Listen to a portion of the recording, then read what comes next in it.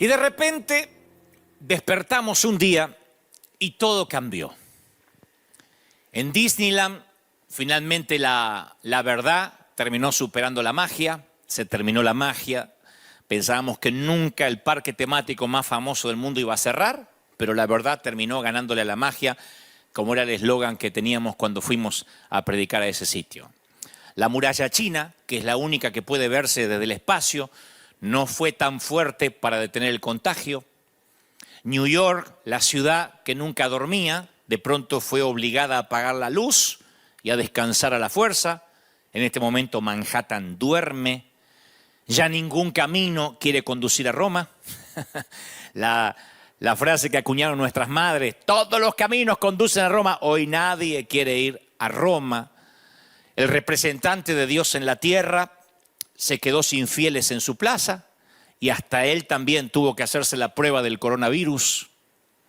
Un día nos despertamos y los besos y los abrazos se transformaron en armas peligrosas y de pronto nos dimos cuenta que un virus se coronó como dueño del mundo, como si fuese una suerte de golpe de Estado a nivel global, ¿no? Como un gobierno de facto.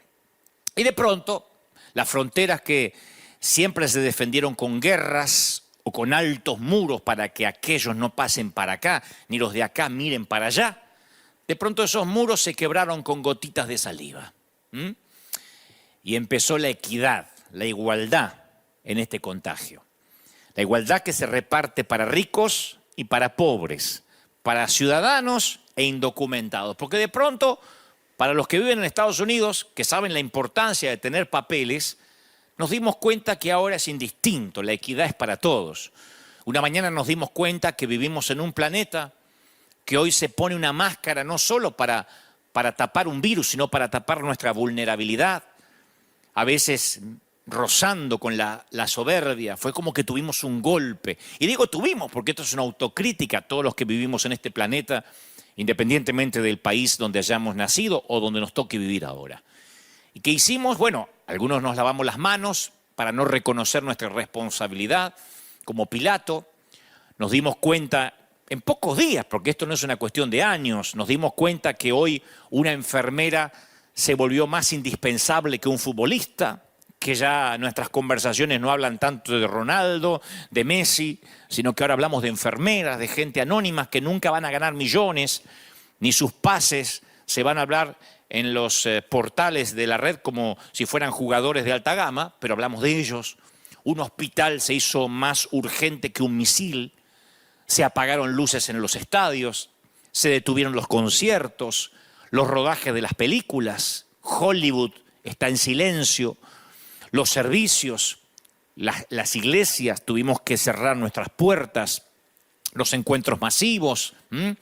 Y entonces, en el mundo hubo tiempo y hay tiempo para la reflexión. Yo pienso que en esta semana no hay un ser humano que no haya reflexionado, que no haya reordenado prioridades. Y si no lo hiciste, seguramente lo estás por hacer. Porque 3 gotitas de mocos en el aire nos pusieron a valorar a nuestros viejos, a nuestros abuelos, a nuestra familia, a valorar a nuestra congregación, que muchos pastores dábamos por sentado. La gente va a estar ahí siempre. Y un día la gente ya no estuvo aquí, porque no puede, no porque no quiere.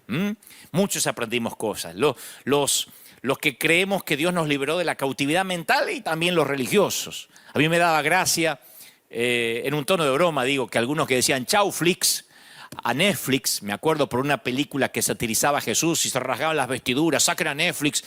Los mismos, me consta que son los mismos. Ahora están diciendo en las redes, menos mal que tenemos a Netflix, nos quedó Netflix. Yo digo, los mismos religiosos que se rasgaban los vestidos, ahora volvían a suscribirse como hijos pródigos y Netflix los estaba esperando. Pero, digo, fuera de broma, fundamentalmente está pasando algo que solo ocurre, creo que en las guerras mundiales. El mundo entero está levantando los ojos al cielo. Yo creo que en las guerras mundiales pasa una cosa así. Que el mundo entero está levantando los ojos al cielo. ¡Y qué paradoja! Justo ahora que las iglesias están cerradas. Ahora que los templos, las sinagogas, las mezquitas, ahora que todas las religiones tienen que cerrar sus puertas, es cuando la gente está buscando a Dios. O sea, Dios está demostrando que para que todos se vuelvan a Él, Él ni siquiera nos necesita a nosotros. No necesita nuestros edificios, es verdad. Dios no necesita, nosotros necesitamos el edificio. A mí me encanta River Arena porque es bonito, porque es lujoso, porque huele rico. Pero yo lo necesito. La gente, cuando tiene que buscar a Dios, en este momento no lo va a encontrar en un edificio. Y algo Dios nos empieza a mostrar. Hace poco yo vi a un ministro en estos días, tratando de justificar que su congregación siempre fue la única que tenía o que tiene la sana doctrina, pues siempre hay. Es un ministro que yo respeto y quiero mucho, por cierto. Es un hombre de edad y él siempre se jacta de que su iglesia, y apenas una o dos más creo que en todo el planeta van a ser salvas porque son las que tienen la sana doctrina. Él decía, ¿dónde está la cosecha que decían algunos que venía para este año? ¿Dónde están esos profetas que decían que su iglesia no paraban de crecer? ¿Dónde se van a esconder ahora? Y yo quiero decirte esto, no sé si ese querido hermano me va a mirar, pero hermano querido, yo quiero decir esto, lo vas a ver este año la cosecha, es cuestión de días. Es verdad, el 2020 es el tiempo de la cosecha. Hasta tu iglesia, que no crece hace años, va a crecer, si es que lo crees. Pero de verdad te digo, y no solo, bueno, si no lo crees lo vas a ver pasar, como tantas veces te pasó. Pero si no, lo vas a creer y lo vas a ver. Esto es una palabra que yo digo de verdad. La cosecha del 2020 va a ser la más grande de la historia. Ayer me decía alguien, o antes de ayer me decía, cuando prediques el domingo, por favor, danos ánimo. Bueno, este es el ánimo que viene de parte del Señor. Hoy las iglesias, las sinagogas, las mezquitas, los templos, yo creo que todos, sin distinción, porque no quiero decir nosotros las iglesias cristianas evangélicas, yo creo que todos se están preparando para dar la bienvenida y proteger a los desamparados. Algunos tendremos o tendrán la sana doctrina, otros no, pero todas las iglesias están prestas para abrir sus puertas y va a venir una gran cosecha. Y aquellos que tengamos una palabra y aquellos que tengamos la presencia de Dios en nuestra nave, vamos a poder acogerlos, ayudarlos, restaurarlos, solidificarlos. Y aquellos que no estén listos para la cosecha se la van a perder, pero viene una cosecha muy grande. Digo, porque algunos ahora es cuando dicen, no, es que los que decían cosecha, ¿dónde están ahora? ¿Cómo que viene? Va a ser grandioso.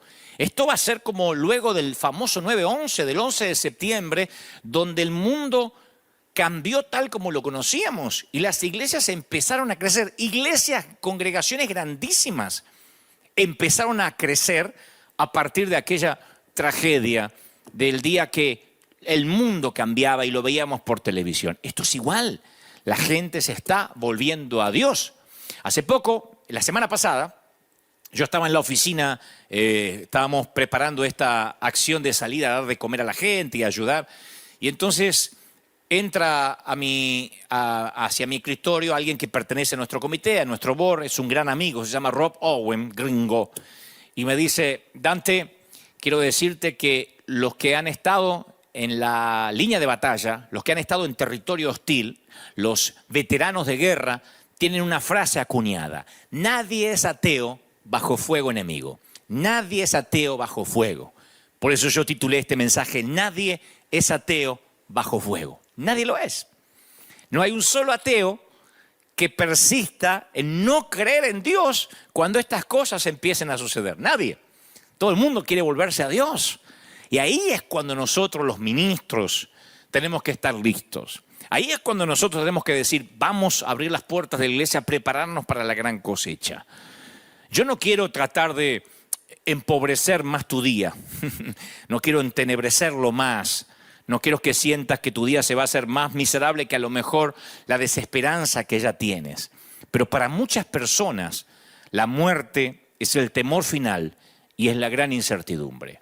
Cuando alguien muere, por lo general oímos que mucha gente dice, no, es que está en un lugar mejor. Pero antes de que murieran tratamos con toda la fuerza de orar para que no se vaya a ese lugar mejor. O sea, se fue a un lugar mejor, pero siempre estamos orando para que no se vaya. Eso es porque hay incertidumbre. Woody Allen, el famoso actor, dijo alguna vez, yo no quiero vivir en los corazones de mis compatriotas. Porque le dijeron, si mueres heroicamente, vivirás en los corazones de tus compatriotas. Y él dijo, no, yo lo que quiero vivir es en mi departamento. Yo creo que nadie tiene ganas de inmolarse, porque siempre tratamos a la muerte como la peor palabra obscena. Y en lugar de decir simplemente, él murió, es como que introducimos un surtido de eufemismos. Decimos, pasó a mejor vida, se fue a un lugar mejor, se fue a casa, se quedó dormido, se fue de esta vida. Y si te gusta Shakespeare, puedes decir, se deshizo de las vicisitudes de la vida. Uno le puede poner el tinte poético que quiera, ¿no? Hay una página de internet que enumera 200 maneras de decir muerte sin mencionar la palabra muerte. 200 maneras de decir o referirte a la muerte sin decirla explícitamente. Y yo pregunto, ¿por qué la gente desperdicia su aliento inventando nombres refinados para la muerte? Es que pretendemos que la gente no se va a morir y cambiamos el tema cuando se trata de discutirlo. Y luego los despachamos de esta vida en corredores de hospital blancos, esterilizados, asépticos, sacándolos de casa rápido, de lo familiar. En Italia veíamos esta semana camiones militares llevando a cientos de cuerpos para cremar y obviamente nos espanta ver eso. Veíamos que no hay lugar, no está el típico desfile de funerarias, no está el típico entierro, sino que se los coloca en camiones militares como los tiempos de la Segunda Guerra Mundial. Y la mayoría de nosotros, cuando ve eso, hace todo lo posible para evitar que nuestros ojos no vean la realidad de la muerte. Hay un querido amigo que hace poco yo le conté, le dije, mira lo que está pasando, me dice, no quiero hablar, no quiero pensar en la muerte. Por eso Joseph Bailey dice que la muerte es el gran nivelador de los poderosos y de los humildes. La muerte no tiene favoritos y por sobre todo no hace tratos. Ahora ustedes dirán, pero esto no me está alentando. Yo sé que hay gente que está diciendo, esto no me alienta. Yo llamé a mis seres queridos para que te vean ahora en vivo y no los estás alentando. Pero sí, yo quiero que me dejes avanzar. Porque esta es la forma en que la gente se está volviendo a Dios. Yo quiero que tengas en cuenta esto como aunque sea una terapia de shock. El mismo día que en Italia, como pasó, si no me equivoco, creo que el viernes o ayer sábado, en el mismo día que en Italia mueren 890 personas por este virus, 26.263 personas murieron de cáncer, 24.641 murieron de enfermedades cardiovasculares, 4.000 personas, 4.300 para ser exactas, murieron de diabetes. Incluso los suicidios fueron 28 veces superiores a las muertes por este virus. Los mosquitos matan 2.740 personas al día. No estoy inventando. Los mosquitos matan 2.740 personas al día. Los humanos matan en asesinatos 1.300 personas diariamente. Las serpientes matan 100 personas cada día. No estoy minimizando el virus. Lo que estoy diciendo es que la muerte no es un intruso recién llegado al planeta. Lo dije el domingo pasado. Esta pandemia es el efecto colateral de algo que nació en el huerto del Edén. Y si nosotros no nos cae esa moneda y pensamos que el intruso es la muerte, es el visitante nuevo del barrio, no estamos entendiendo lo que pasa. Todos los días mueren miles. El granjero y el ejecutivo viene a la sombra de la muerte. Y esto va para el ganador del premio Nobel, para la prostituta, la señora de casa, el bebé, el adolescente, el anciano. El ataúd espera al cirujano que trasplanta un corazón, así como al esperanzado receptor. La muerte espera al director de la funeraria, así como el cuerpo que él manipula. La muerte no elude a nadie. Y yo sé que justo ahora tal vez estés pensando en dejar de oírme, decir mejor me voy a escuchar a ver otro pastor que me dé un poco más de ánimo, porque Dante hoy no vino muy positivo. Pero sí, esto va a terminar en algo positivo. Quiero que todavía me des un voto de confianza, porque seguro estás diciendo, no, esto no me da esperanza. Ahora, ¿qué pasaría si yo te prometiera que podemos cambiar para siempre la manera en que miramos la muerte y quitarla de la categoría del temor. Especialmente los que decimos que creemos en Dios. Yo creo que la muerte está ocupando mucho espacio en tu armario, en tu closet de ansiedad. La idea de enfrentarte a la muerte, yo pienso que está ocupando demasiado espacio que no debería ocupar. Te está hipotecando el futuro, te está arruinando el presente, que es lo único que tienes, porque es tu único capital, el hoy. Y cuando la muerte nos causa temor, enfrentarse con eso desconocido asusta, inquieta. Y a pesar de que este mundo no es perfecto, a la mayoría de nosotros en general nos gusta nuestra vida aquí, en este mundo. Yo una vez hice una encuesta aquí y dije, ¿cuántos tienen ganas de irse al cielo? Me levantaron todas las manos, los miles. ¡Amén! Y después le dije, ¿cuántos se quisieran ir hoy? Nadie me levantó la mano. O sea, como dice un contador de cuentos en Argentina, Luis Landricina, el querido Luis Landricina, todos creemos en la vida eterna, pero nadie tenemos apuro, ¿no? Yo creo que soñamos con cosas que queremos hacer aquí. Y todavía queremos tiempo para disfrutar de la familia, para disfrutar de los amigos. Lo que pasa es que la vida aquí es familiar y es conocida. Pero hay mucho acerca de la eternidad que es desconocido y eso nos inquieta. Es más, yo tengo que ser honesto y decirte que hasta hace unos pocos años yo tampoco pensaba mucho en el cielo. Y mucho menos anhelaba irme ahora. Yo decía, no, yo tengo cosas para hacer, aparte tengo la vida por delante. Como yo siempre bromeo con nuestra congregación, apenas tengo 30 y tantos años, porque yo no cuento la edad que ya viví, sino los años que me quedan. Sin embargo, empecé a pensar mucho en la muerte cuando mis hermanos fallecieron. Mis hermanos, uno de 46, casi para 47, partió con un infarto fulminante. Y la partida de mi mamá a la eternidad, 40 años de que después Dios la sanó, Dios le regaló 40 años de salud a mi mamá. Allá en el año 1975 Dios la sanó de cáncer. Me la regaló 40 años y cuando se la llevó me obligó a contemplar mi propia mortalidad. Porque yo también pensaba que nadie se iba a morir en casa. Estamos acostumbrados a la vida, nacer es normal, respirar lo es. Reír, abrazar, besos a la hora de ir a la cama es normal. Pero no fuimos hechos para decir adiós. El plan original de Dios no tenía despedidas.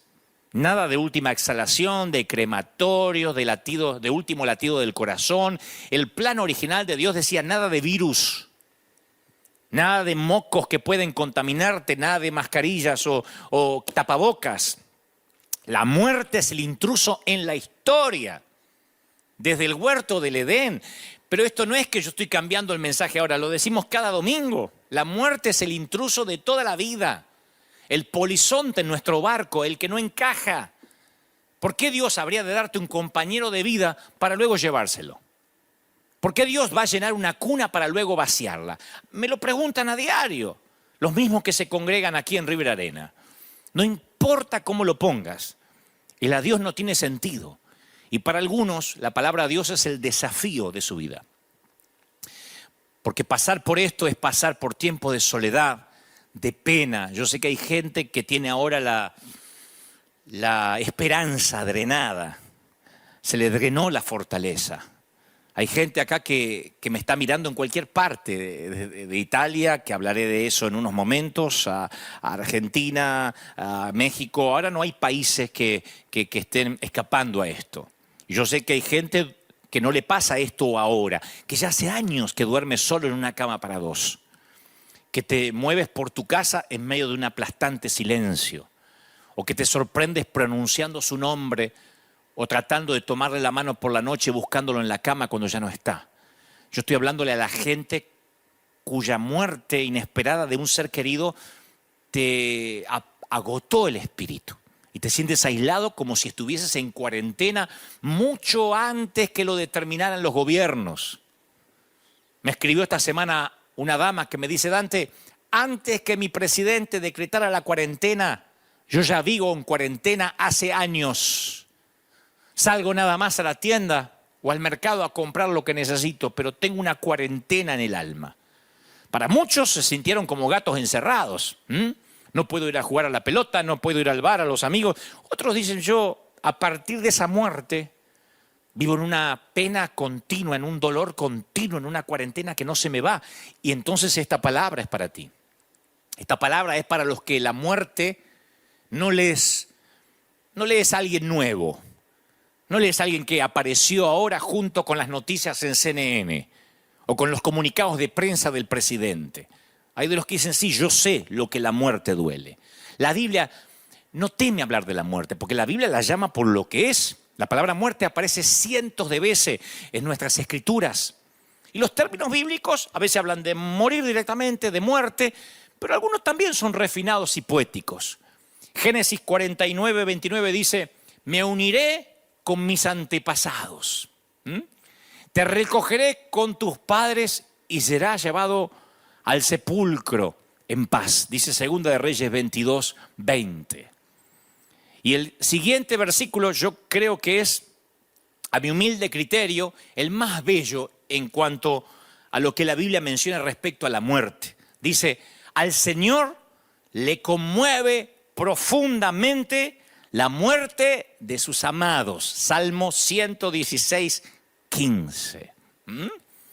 El escritor de los Hebreos lo resume sin rodeo. Dice, cada persona está destinada a morir una vez y después vendrá el juicio. O sea que la cuenta regresiva para la muerte comienza desde el nacimiento. Y diré esto, aunque no suene correcto, tú y yo estamos muriendo en este mismo momento. El reloj de arena nunca sube, siempre baja. El calendario va de izquierda a derecha y de enero a diciembre, nunca al revés. El tiempo no tiene botón de rebobinado. Estamos todos los días envejeciendo un poco. Y aunque la muerte comienza cuando nacemos, la vida comienza cuando nacemos de nuevo mediante la fe en Cristo. Por eso es vital que ahora todo el mundo levante los ojos al cielo. Qué paradoja cuando las iglesias están cerradas. Pero los que podemos predicar en línea, que hay muchos pastores que lo están haciendo, tenemos que decirle a la gente, este es el momento para nacer de nuevo. Porque muchos cristianos tienen la noción equivocada que la vida eterna va a comenzar cuando mueran.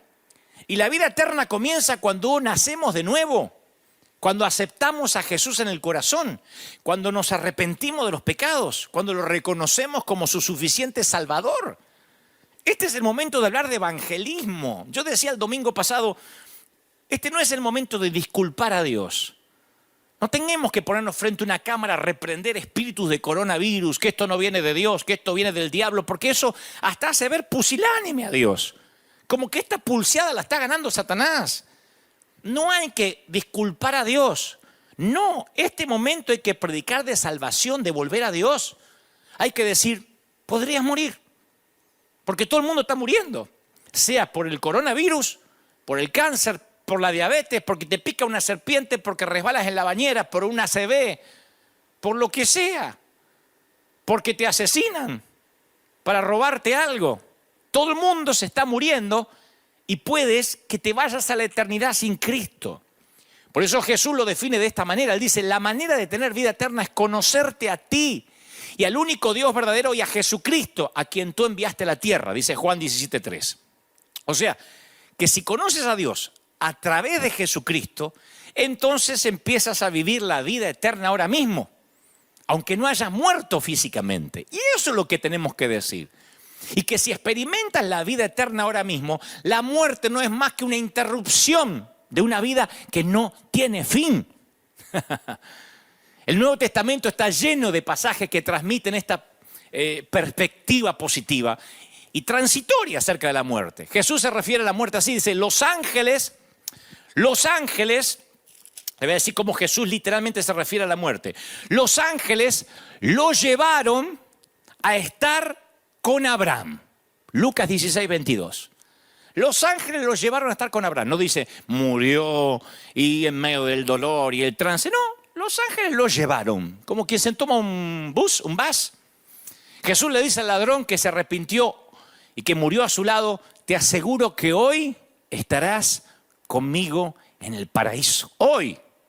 Ni siquiera que vas a estar por ahí dando vueltas como un alma en pena o que vas a pasar por el purgatorio. Hoy estarás conmigo en el paraíso. Pablo lo define como estar fuera del cuerpo terrenal, en el lugar celestial con el Señor, 2 Corintios 5:8. O sea que Jesús describe la separación de la muerte como algo meramente temporal. Él dijo, ya dentro de poco no me verán más, pero después me van a ver de nuevo. Juan 16:16. O sea, la muerte no es algo que haya que temer, sino un viaje que se inició al nacer. El problema no es esta muerte, sino la segunda muerte. No me voy a poner muy teólogo ahora, porque sé que hay mucha gente que por primera vez están oyendo esto, pero hay una última forma de muerte, la segunda muerte, que es la exclusión total de Dios. La Biblia dice, y el mar entregó sus muertos, y la muerte y la tumba también entregaron sus muertos, y todos fueron juzgados entonces por lo que habían hecho, porque el mar entregó sus cadáveres, porque la tierra entregó sus cadáveres. Entonces la muerte y la tumba fueron lanzados al lago de fuego, y este lago de fuego es la segunda muerte. Y todo el que no tenía su nombre registrado en el libro de la vida fue lanzado al lago de fuego. Apocalipsis 20:13. Yo intento hacer que este tema se entienda usando una pequeña fórmula matemática. Si solo naciste una vez, vas a morir 2 veces. Pero si has nacido 2 veces, tendrás que morir solamente una. Así que lo diré otra vez. Si solo naciste una vez, morirás 2 veces. Y la segunda muerte es el problema. Cuando serás juzgado y ahí uno es lanzado al lago de fuego. El infierno es real, tan real como el cielo. Pero si naciste 2 veces y al segundo nacimiento se le llama aceptar a Cristo en el corazón, entonces morirás una sola vez. O sea que moriremos físicamente, pero después nunca más volveremos a morir. A esto se le llama la verdadera vida eterna, que uno no tiene miedo a un virus, al cáncer, con cosas que pueden venir, porque el Señor dijo, en el mundo tendréis aflicción, pero a esto el Señor se refiere cuando Él dijo, yo soy la resurrección y la vida, y el que en mí cree vivirá, aún después de haber muerto. Más claro, échale agua, che. Todo el que vive en mí y cree en mí jamás morirá. Aún después de que haya muerto, va a vivir. Todo el que vive en mí no va a morir. O sea que después de estar sentado al lado de cientos de lechos de muerte por mi tarea que me toca eventualmente hacer hace una década, yo he visto un patrón recurrente. La gente con una fe fuerte tiende a morir en paz. La gente que tiene una fe fuerte, el morir es algo que sabe, lo pone un poco triste porque se despide de sus hijos, de sus nietos, pero les dice hasta luego, nos vemos, se van con una paz, es real. Yo he estado despidiendo personas, acompañándolos en el último capítulo antes de irse a la eternidad, al más allá. Se van con una paz que es imposible describir con palabras. Y la gente sin fe tiende a morir en temor, en tormento. Por eso dije que el título de este mensaje, nadie muere ateo bajo fuego, nadie. Lo saben los veteranos de guerra, cuando el fuego enemigo, cuando estás en el territorio hostil y las granadas enemigas explotan cerca tuyo, nadie deja de decir, Dios mío. Y el que nunca fue a la iglesia le pide al que tiene una pequeña Biblia metida en el bolsillo, ora por mí. Y cuando está allí muriéndose, por lo general no pasa como Hollywood lo retrata, que le dice, dile a mi novia que siempre la amé. Por lo general lo primero que piden es por su alma. No se acuerdan de la novia, no se acuerdan necesariamente de la suegra, se acuerdan del Señor. Y dicen, tú que eres cristiano, dime, tengo una oportunidad allí en el último aliento. Nadie muere ateo bajo fuego. Nadie muere ateo con una pandemia. Entonces, si nosotros, los que predicamos, entendemos esto, estaremos ante las puertas de la mejor cosecha de la historia, del apogeo de la iglesia como nunca antes. Por eso yo empecé este mensaje diciéndole a aquellos que dicen, ¿dónde estaba la cosecha que predecían? Ahora la vamos a ver. Yo oí una historia acerca de un hombre que va al médico y cuando se va, va a un examen de rutina, el médico le dice, mire, después que tenga los exámenes yo lo voy a llamar con los resultados. Y un par de días después, el médico lo llama, le dice, mire, caballero, tengo los resultados y tengo que darle algunas malas noticias. Entonces el hombre se pone pálido y le dice, bueno, dígame, estoy sentado, dígame. Le dice, bueno, tiene 24 horas de vida. ¿Se imaginan cómo recibe la noticia el otro hombre, no? Y dice, no me digas. Y dice, sí, pero tengo una noticia peor. Y le dice el caballero, ¿y qué puede ser peor? ¿Qué puede ser peor que tener 24 horas de vida nada más? Y dice, es que estoy tratando de llamarlo desde ayer. Y llamadas como esa ocurren no solo en los chistes malos. Hay un montón de médicos haciendo llamadas similares todos los días con noticias fatales. Todos los días. Ver fotografías de doctores llorando en Italia, de enfermeros frustrados, agarrándose la cabeza porque no pueden detener tanta mortandad, nos golpea, pero básicamente nos hace ver que la muerte ha estado viviendo con nosotros desde que nacemos y hemos sido tan torpes algunos que hemos creído que a nosotros nunca nos va a pasar. De hecho, así decíamos, o así decían algunos cuando esta pandemia comenzó. Tranquilo, que esto le pasa a los viejitos, como si no tuviéramos padres, ¿no? Como si nosotros mismos nunca fuéramos a ser viejitos. Pero un día ya no afecta solo a los viejitos, sino también a los jóvenes. Habrán visto que en Brasil tuvieron que llevar presos a un montón de jóvenes que se negaban a tener cuarentena o a quedarse en casa, iban a las playas diciendo, no, nosotros no nos afecta. Y de pronto empezaron a morir personas más jóvenes. Pasa con una pandemia, pero pasa aunque no haya pandemia. La palabra dice, necio, esta noche vienen a perderte tu alma. Pero uno está comiendo, bebiendo, como los días de Noé, sin pensar que la muerte está allí, es el vecino de al lado. Es el matón del barrio que tarde o temprano va a llamar a tu casa. No quisiéramos tener nuestra vida, nuestro hogar, nuestro alma eterna en orden para que cuando ese momento llegue nos vayamos con él en paz. Yo creo que si eres un cristiano que sigue preocupado en cuanto a la muerte, incluso un poquito, necesitamos hablar de esto. Yo me sorprendí mucho leer a muchos cristianos decir, no salgas a darle de comer a la gente, te arriesgas, pastor, no tienes miedo. Pero me lo decían con miedo, no como un tema de prevención. Y yo le respondí, sí, tomamos las precauciones necesarias, no somos unos kamikazes, pero hay dos maneras de enfrentar el futuro, con miedo o con fe. El futuro, las pandemias, la vida, el matrimonio, los hijos, el funeral, todo. O con fe o con miedo. Entonces, puedo comprender que los ateos ahora tengan miedo y vamos a capitalizar ese miedo, aunque suene feo, para conducirlos a aquel que quita el temor. Pero no puedo entender que aquellos que se congregan domingo tras domingo, que se saben todos los coros de Hillsong, de Jesús Adriano, de Menganito, de Elevation, estén con miedo. Ay, y si nos agarra la pandemia, a miedo, de verdad tienen miedo a morir. No estoy diciendo que no se prevengan.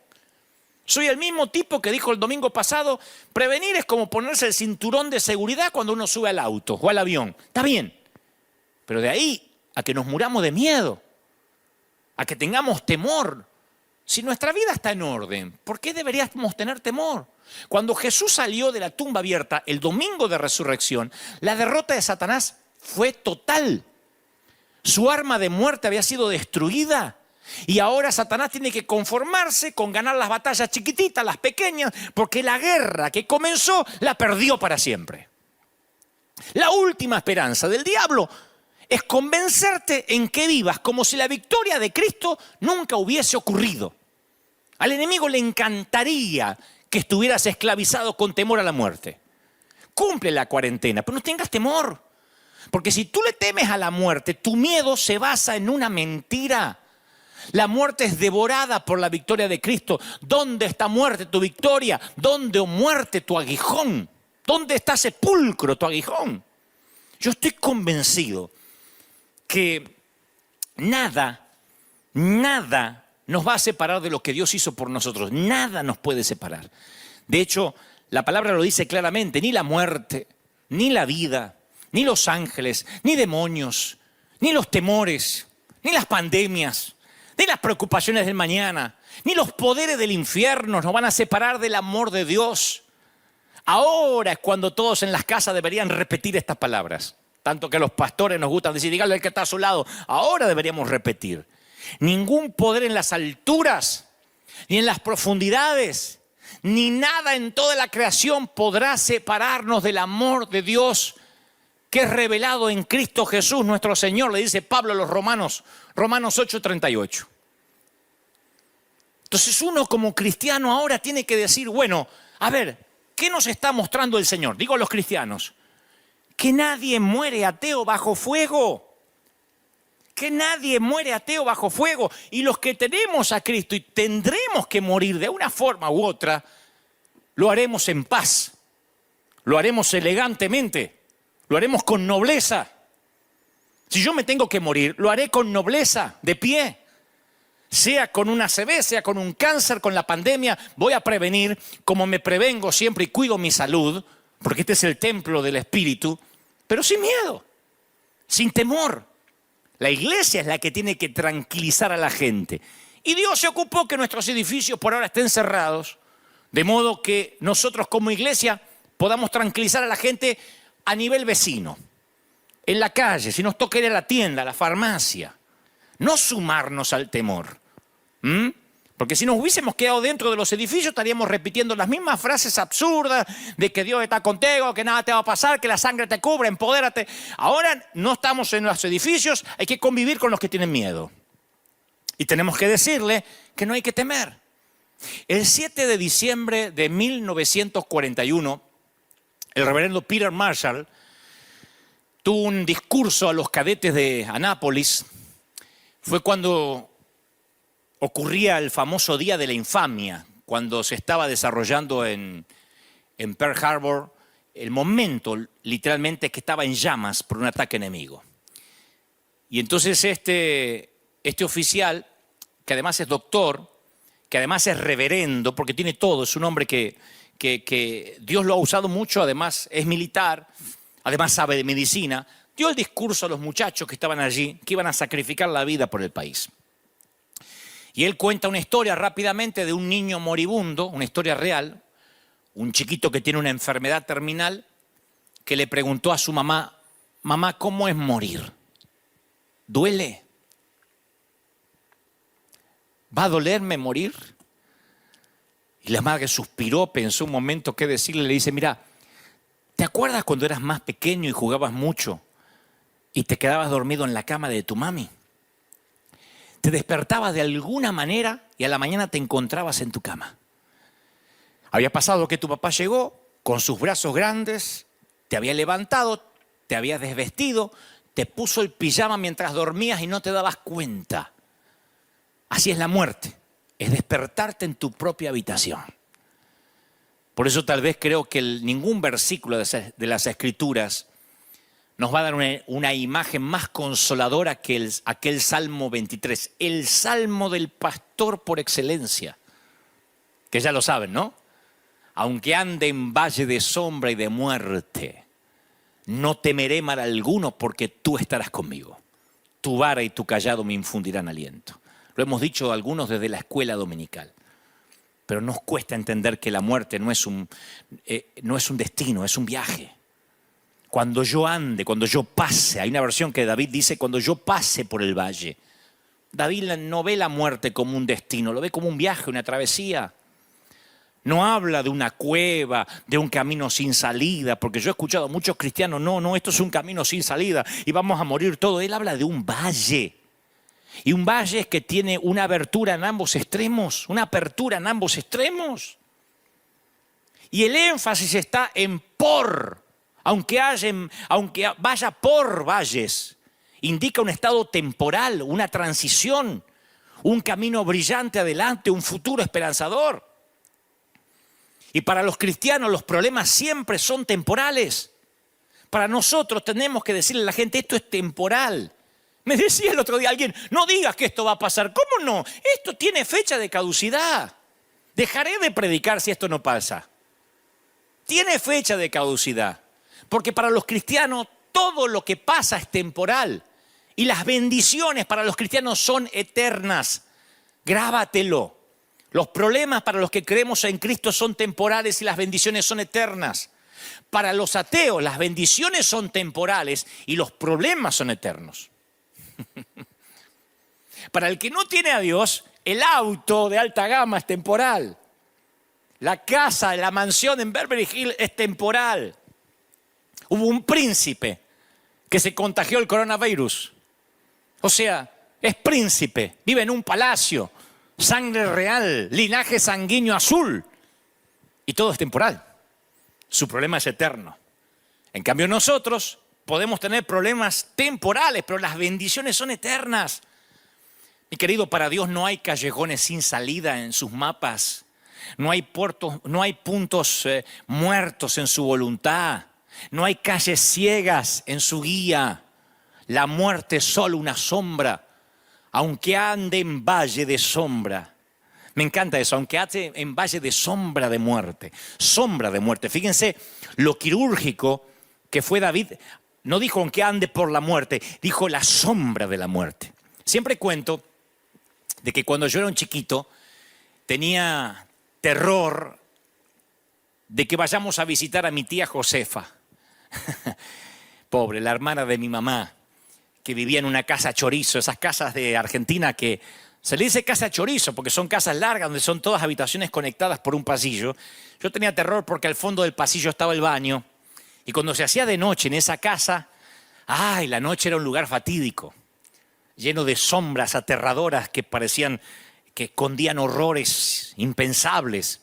Y durante las horas del día yo veía claramente que no había peligro, no había ningún monstruo acechando en ese pasillo.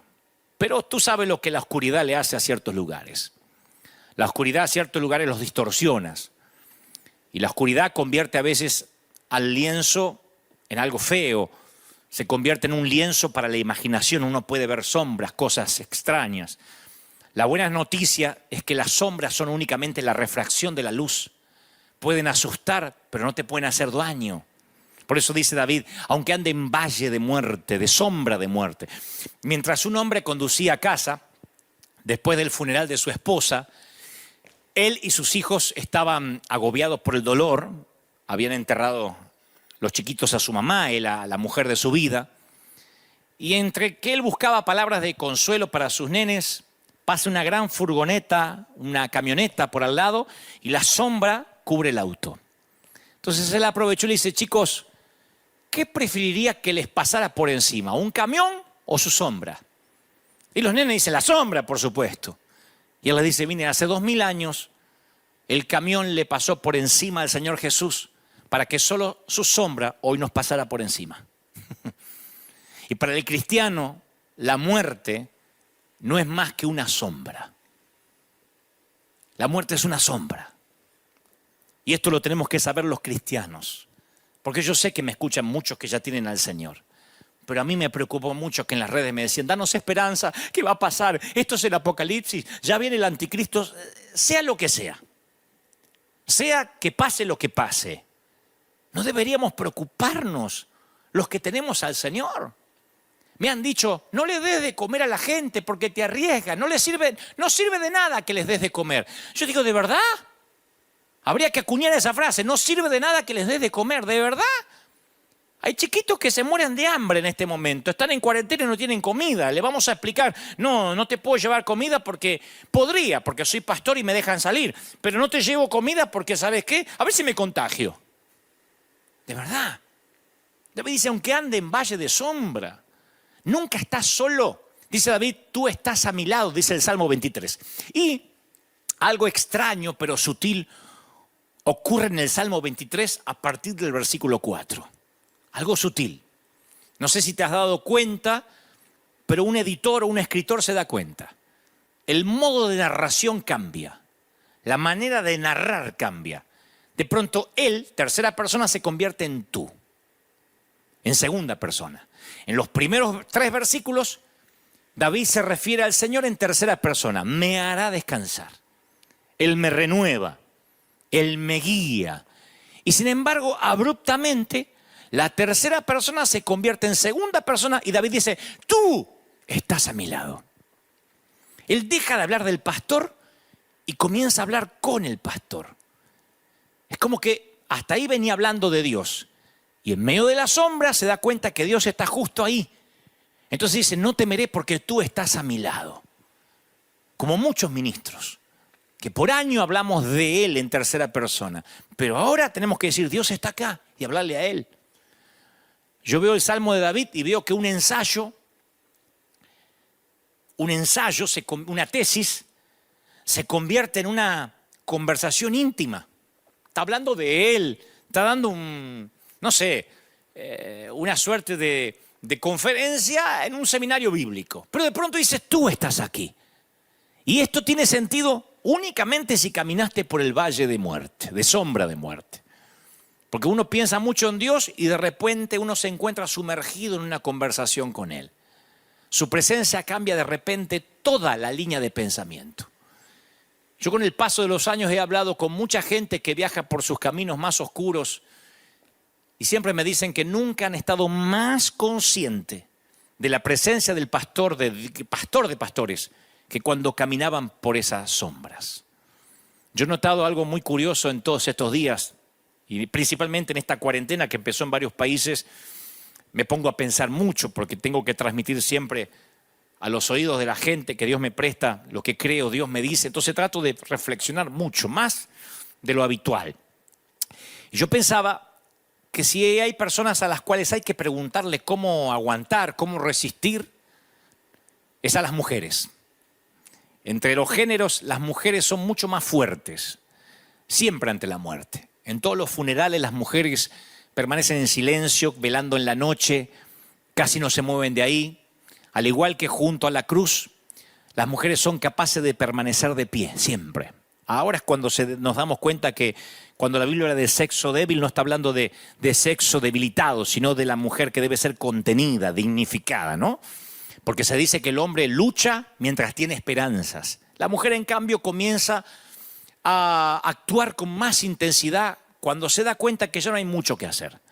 Quizás por eso las mujeres tienen el valor de estar junto al lecho del dolor y los varones, como nos sentimos inútiles, salimos al estacionamiento en un funeral a contar chistes malos.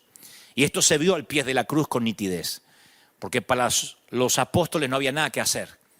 Pero para María y las mujeres que la acompañaban, esos instantes eran valiosos y querían compartir esos instantes, grabarlos en su mente con sensibilidad maternal, sensibilidad femenina. Ahí las fuertes, ustedes van a ver que al pie de la cruz y en la tumba de Jesús, las fuertes eran las mujeres. Porque lo femenino se caracteriza por su capacidad de espera. Por eso pueden quedar embarazadas. Los varones no aguantaríamos un mes de embarazo, diríamos ya. Trataríamos de inducir al parto prematuro. Porque lo masculino siempre tiene objetividad, pragmatismo, pero mientras que para ellos el camino, para nosotros el camino es una necesidad para llegar, el embarazo acostumbra a las mujeres a la gestación, a la realidad, a los meses de angustia. Todas las mujeres en algún momento piensan, será normal, vendrá bien el parto, y se acostumbra a esperar. El hombre quiere ver resultados. Si él pudiera, abreviaría el camino. El hombre valora las metas, pero no disfruta la intensidad del camino. Y las mujeres tienen la capacidad de ser fieles en el silencio, en la espera, en los momentos fundamentales. Los hombres no sabemos qué hacer. Se prolonga la cuarentena. Yo he hablado con muchos hombres que dicen, no sé qué hacer en casa. Tengo que escuchar a mi mujer. Tengo que estar con mis hijos. Y las mujeres están ahí. Hay mujeres que ahora están mirándome diciendo, sí, yo ya vivo en cuarentena. Salgo de tanto en tanto, pero yo estoy criando chiquititos. No me puedo mover.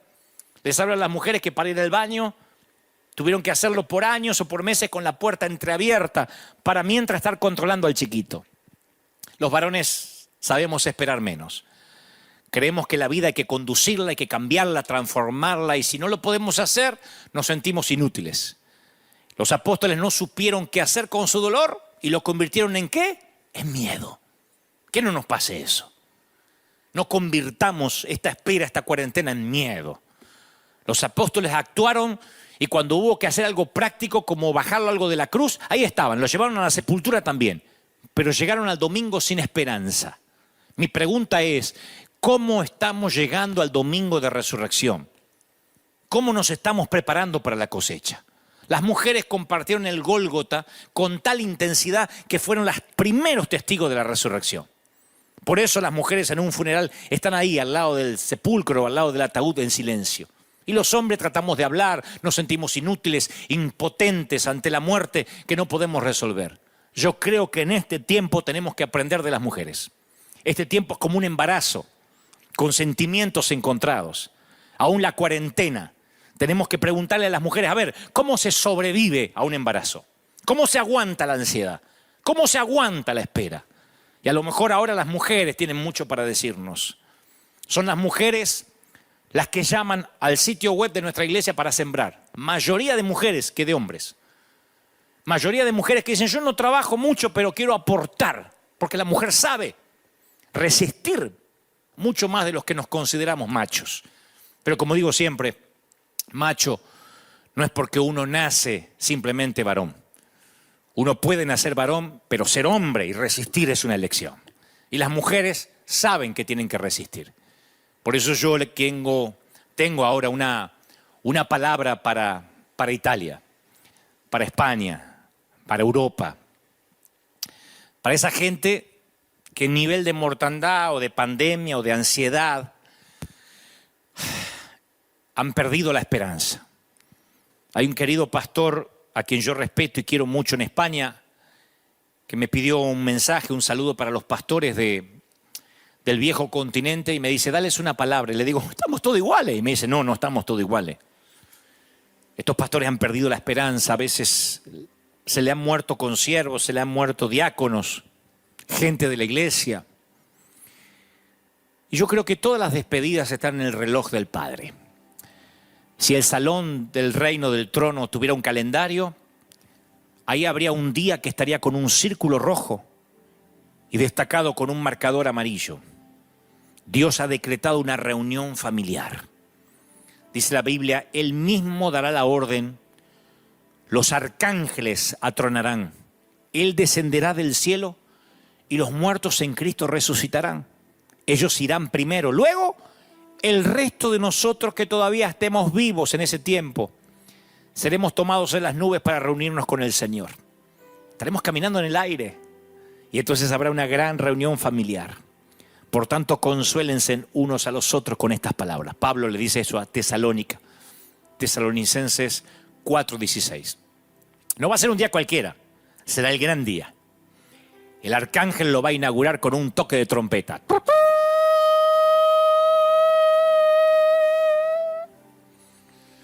Y miles de ángeles van a aparecer en el cielo. Los cementerios, el mar, los funerales, los hospitales entregarán sus muertos. Y Cristo aparecerá una segunda vez, pero ya no para lidiar con el pecado, sino para salvar a quienes hayan estado esperando, como las damas en el embarazo. Eso dice Hebreos 9:28. Todo ojo le verá. Por eso dije al principio de este mensaje, nadie muere ateo bajo fuego. Hay un momento en que todo ojo levanta los ojos al cielo. Todos van a estar observando. Cuando Cristo haga esa reunión familiar, todo ojo le verá. Los que murieron, los que están vivos. Napoleón volteará la cabeza para ver. Los ojos de Martín Lutero, de Cristóbal Colón se van a agrandar. Los malvados déspotas van a presenciarlo, los dictadores, los mártires con sus túnicas blancas de paraíso. Y desde Adán hasta el bebé nacido, justo en el estruendo de la trompeta, todos serán testigos de ese momento. Y el Señor va a respetar la decisión de aquellos que lo rechazaron, porque el Señor es un caballero y los va a desechar por la eternidad. Y luego va a bendecir el deseo de aquellos que aceptaron y los concentrará para una reunión familiar. Enjugará Dios toda lágrima. Amo ese versículo. Apocalipsis 21:4. Enjugará Dios toda lágrima de los ojos de ellos. La primera acción de Dios va a ser pasarle el pulgar así por la mejilla de cada hijo, como diciendo, a ver, shh, no más lágrimas, no más lágrimas. Con los mismos dedos que formó el cosmos, te las va a secar. No más mocos, no más virus. Y este largo recorrido llamado vida va a culminar. Y los vas a ver a ellos, ¿eh? Por eso dije que este mensaje va para mis queridos amigos italianos, españoles, chinos. Habrá una gran reunión familiar con el Maestro. Por tanto, aliéntense con estas palabras. Tu futuro con quien tuviste que despedir es mucho más grande que el pasado que viviste con él. Esto se lo digo a los pastores, a ese querido pastor que me escribió que acaba de despedir a su mamá infectada. La muerte parece que a veces se lleva demasiado. Claro, porque no sepultamos solo un cuerpo, sino el matrimonio que nunca se efectuó, los nietos que no vamos a conocer, los años dorados que nunca conocimos, sepultamos sueños. Pero en el cielo esos sueños serán realidad, porque Dios prometió la restauración de todas las cosas. Hechos 3:21 dice, Él restaurará todas las cosas, y todas las cosas incluyen las relaciones. En el libro El cielo es real, cuenta la historia de un chiquito que durante su internación por una apendicitis, mientras estaba inconsciente, fue al cielo. Esto se hizo hasta devino en una película, en un filme. Y el papá de este chiquito, llamado Colton, habla el momento cuando este nene de 4 años le dice a su mamá, mamá, en tu barriga murió una bebé, ¿no? Los papás nunca le habían dicho, nunca le habían mencionado al niño de esa pérdida. Él era demasiado chiquito como para que procesara esa información.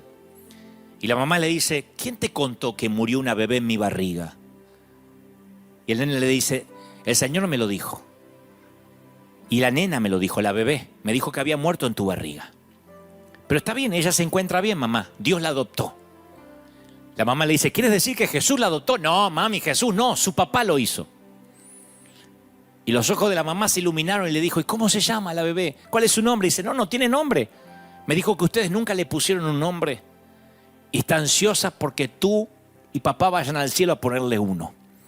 Alguien está diciendo lo mismo respecto a ti en el cielo. Hay gente anhelando el día en que Dios haga esa reunión familiar. En el hogar final no hay adioses, de habitantes de una tierra de adioses a ciudadanos de un cielo de olas. De habitantes de una tierra donde nos tuvimos en un momento que saludar con el codo, a un mundo sin lápidas, sin cementerios, sin ataúdes, sin morgues. Un mundo donde no se hagan funerales. ¿Te imaginas? No más tierra sobre un cajón. ¿Te imaginas? No más virus.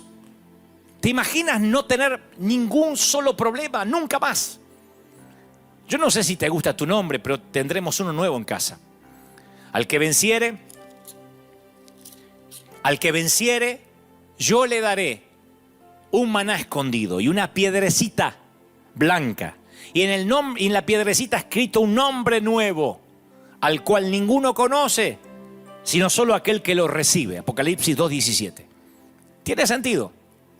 Me gusta. Príncipe, princesa, tigre, campeón, amor. Tu nombre terrenal se va a olvidar, porque el futuro es tan bueno que amerita un nombre nuevo.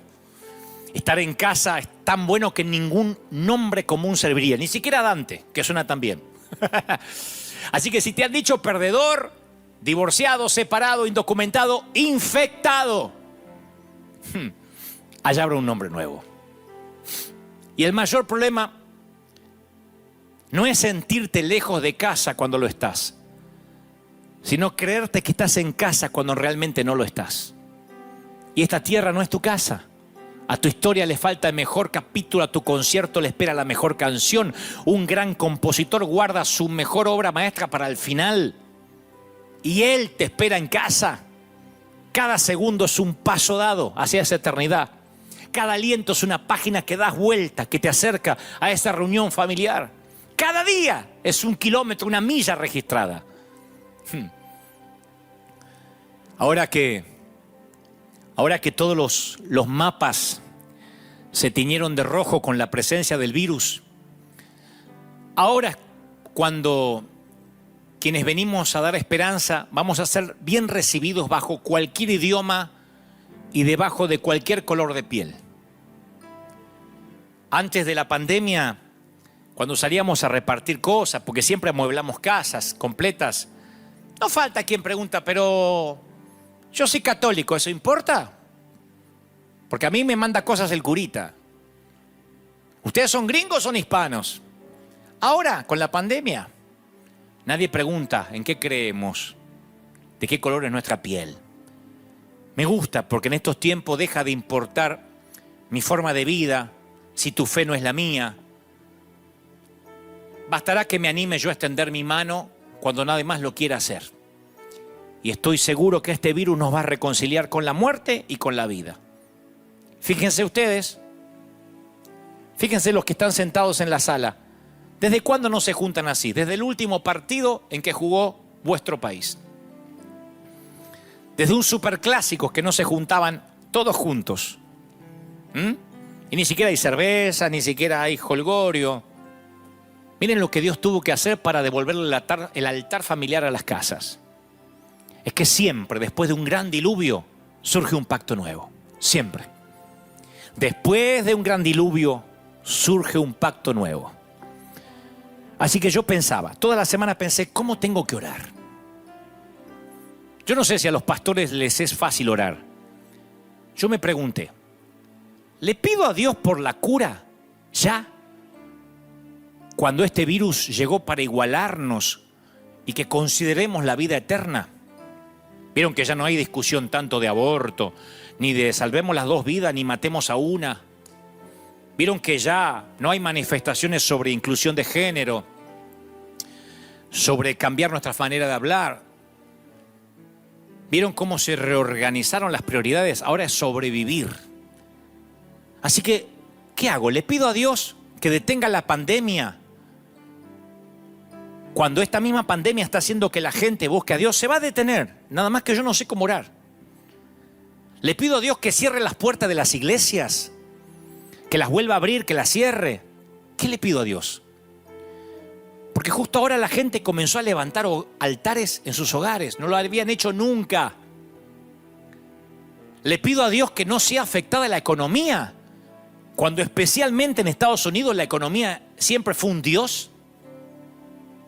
Yo pastoreé una iglesia de algunas personas que dejaron de venir a la iglesia porque les salió un trabajo en domingo. Le digo, ¿y te vas a dejar de congregar? Y sí, pastor, hay que trabajar, hay que pagar el mortgage. Líderes que yo confiaba han tenido al crédito como su Dios. Y el sueño americano valía más que buscar la voluntad de Dios. Son los mismos que ahora dicen, por favor, pastor, ¿cuándo se abre la iglesia? Un montón de gente a mí me ha dicho, me voy ahora a Bakersfield, no sé dónde me voy a congregar. ¿Y hay iglesia allá? No sé, pero me salió un trabajo allá. Ni hablar de los que faltan porque les picó un mosquito, porque les tocó un puente, un fin de semana largo. Entonces Dios revirtió de pronto todo y ahora todo el mundo está buscando a Dios. Así que, ¿qué hago? ¿Le pido a Dios que cambie su voluntad?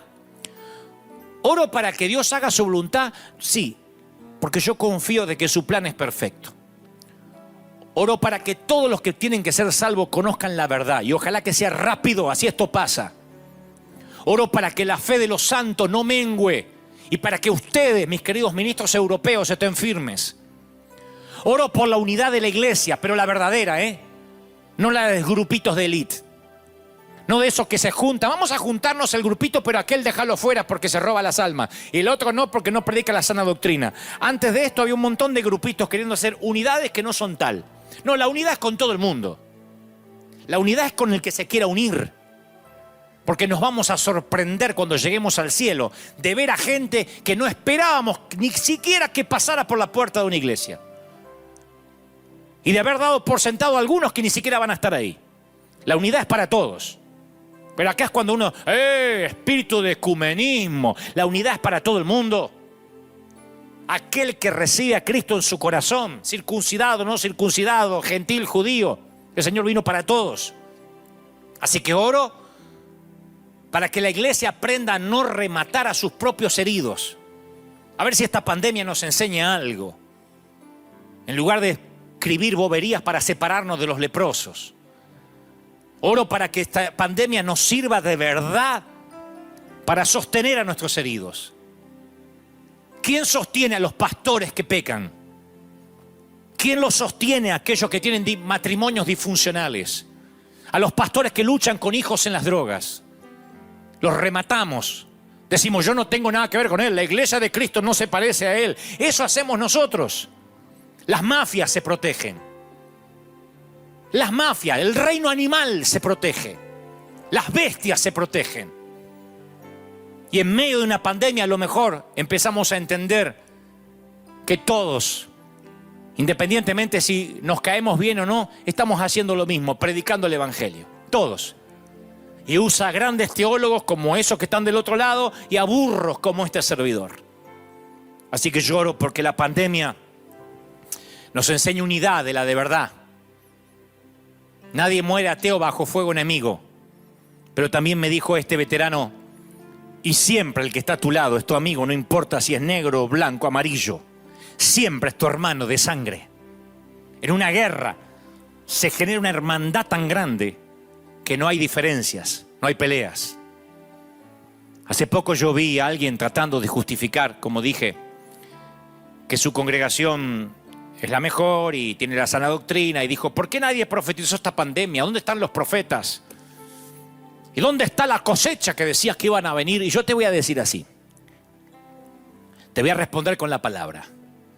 El oficial real, en cuyo brazo se apoyaba el rey, respondió al hombre de Dios y dijo, mira, si aún Dios hiciera ventanas en los cielos, ¿podría suceder lo que estás diciendo? Fue cuando el profeta dijo, mañana todo el mundo estará comiendo en medio de una hambruna. El pueblo cometía canibalismo porque se estaban muriendo de hambre, y el profeta Eliseo dijo, mañana se va a vender la cebada, mañana va a haber trigo. Y de alguien le dice, ¡ja, ja, ja! ¡Qué cosecha! Ni aunque Dios abriera la ventana de los cielos, esto iba a pasar. Siempre hay gente así. Hasta el mismo Moisés le dice al Señor, ¿cómo vas a alimentar a 600,000 hombres? Son 600,000. Los discípulos le dicen a Jesús, ¿de verdad? ¿Quieres que le demos de comer nosotros? ¿Has visto que el niño tiene apenas unos pancitos y unos peces? Pero Eliseo miró a este caballero que no quería creer y le dijo, bien, tú verás la cosecha con tus ojos, pero no vas a comer de ello. Así que viene la mejor cosecha de la historia. Porque siempre, luego de un diluvio atroz, surge un pacto nuevo. Y como dijo aquel veterano, nadie es ateo bajo fuego enemigo. Disfruta la cosecha. Créela para que no seas uno de los pocos que la vean y no la puedan comer. Yo estoy esperando. River Church está esperando la cosecha. Por eso salimos y por eso estamos expectantes. Y a veces me pongo un poco duro, sí, porque estoy harto. Creo que varias cosas convergen. Tengo 51 años vividos, 30 en el alma, 25 en ideas. Y creo que 18 en resistencia. Pero tengo 51 años cronológicos. 30 años de servir a Dios. Y 30 años de contemplar también idioteces. Milagro de Dios e imbecilidades, porque la estupidez humana, como dijo alguien, no tiene límites. Entonces hay un momento en que estoy harto y quiero aprovechar estos momentos en que tengo vuestros oídos para decir las cosas como son. Sin vueltas, sin eufemismos. Esto nos tiene que hermanar, ministros. Nos tiene que aunar. Porque ahora todos, la iglesia de Elevation, aquí Rick Warren, Joel Osteen, Guillermo Maldonado, Cash Luna en Guatemala, todos aquellos que nosotros nos llenamos la boca, falso profeta y aquel, el otro, Dante Gebel, todo el mundo, estamos predicando que hay esperanza, que hay salvación. Y el mundo va a levantar los ojos buscando al Señor y nos va a ver a nosotros. Y nos tiene que ver unidos, juntos. Porque nadie muere ateo cuando hay fuego enemigo. Y siempre después de un diluvio atroz surge un pacto nuevo. Si estás ahí por primera vez, quiero que repitas conmigo. Lo único que tienes que hacer para perder el temor a la muerte y ser parte de los que vivimos eternamente, si quieres ser inmortal como este servidor, que claro, algún día de esta tierra me voy a ir, pero va a ser un abrir y cerrar de ojos. No importa cómo me vaya, seguiré viviendo. Si quieres ser de los míos, si quieres que nos estrechemos en un abrazo donde no haya dioses y donde 3 gotas de mucosidad no te pueden contagiar, donde no se usa tapaboca y te puedes saludar con un gran abrazo, repite conmigo: Señor Jesús, te acepto como mi Salvador. Gracias por morir por mis pecados. Escribe mi nombre en el libro de la vida. Quiero perder el temor a la muerte. Y si me toca partir, ahora o en algunos años, quiero hacerlo en paz. Quiero que tus ángeles me lleven a la gran reunión familiar. Sálvame de la segunda muerte. Dame un segundo nacimiento. Amén. Y ahora sí, juntos, antes de despedirnos, gracias por haber estado ahí. Gracias por haberme acompañado. No sé qué nos va a deparar el día de mañana. Basta el día con su afán. Si esto cambia, estaremos, como les dije, en nuestros 2 servicios habituales a las 9 y a las 12 aquí en 201 East de la calle Broadway en Anaheim, California.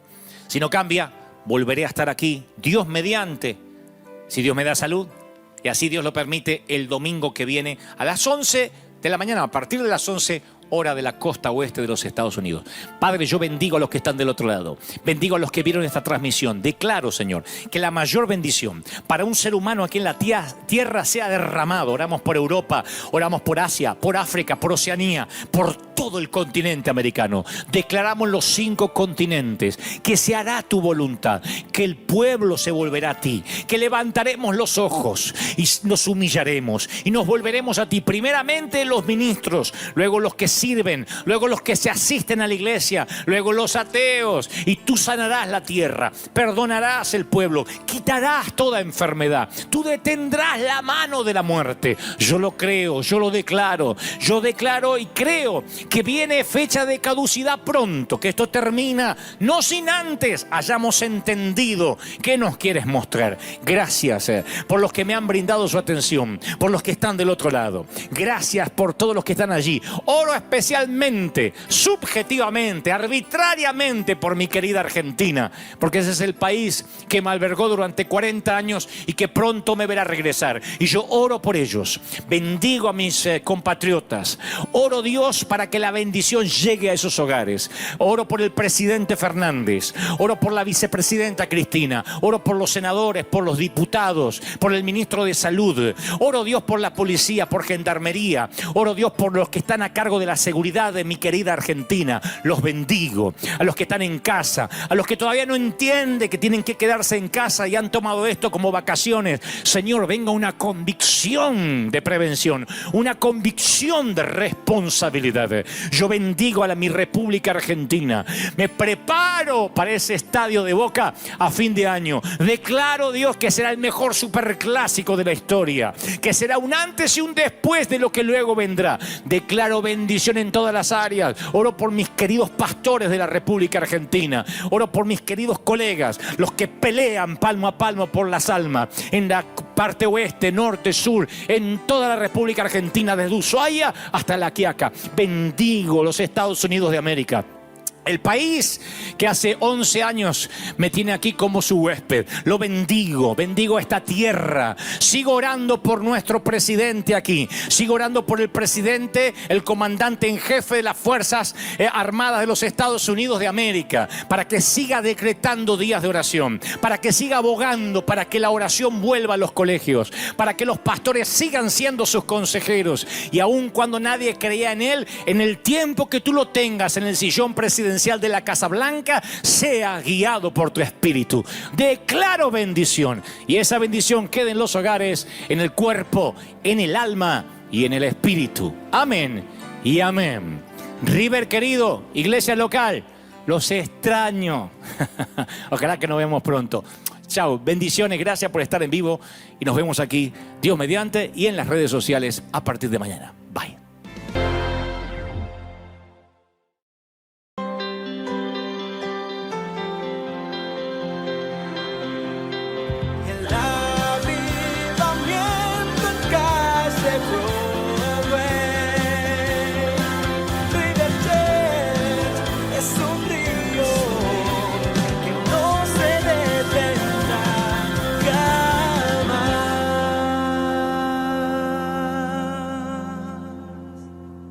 Dijo alguien por ahí, vive lo suficiente, 20, 30 años en esta vida y sabrás ya lo que es una desilusión. Desde la relación rota de un noviazgo, alguien más que te rompe el corazón, una traición, un desempleo, un despido, un avatar de la vida, un infortunio que puede hacer que la vida tal como la conoces de pronto pegue un giro de 180 grados y tu vida no es ni una sombra de lo que soñabas. Eso puede pasar, temporadas de desilusión.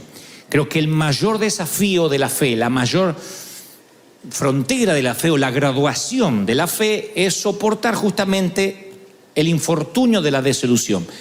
Cuando la vida te noquea y te pega y te pega y te pega y te quieres levantar y te vuelve a pegar otra trompada, hay momentos que el dolor es tan intenso que no hay palabra que te llene, no hay abrazo que te reconforte, porque sientes, insisto, que Dios te abandonó y te encuentras, si se pudiera graficar, en lo que yo llamo un punto ciego. Así titulé el mensaje de hoy, el punto ciego. Cuando hablo del punto ciego puede verse de dos maneras, tiene dos significados. Uno es oftalmológico, tiene que ver con los ojos, tiene que ver con la visual, con la retina. El otro tiene que ver con el conductor de cualquier automóvil. El punto ciego es determinante para los que van a conducir. Es un punto muy importante para aquel que va a pedir la licencia de conducir. Es el punto exacto que ustedes están viendo ahora en imágenes. En este caso tú eres el conductor del medio. Y ninguno de los tres espejos alcanza en su perspectiva a notar que está tan cerca los autos contiguos. Allí es cuando hay peligros de accidente. Muchos se han estrellado por culpa de ese punto ciego, ¿ven? Es que el conductor, desde su posición, afecta su percepción de la cercanía de los demás.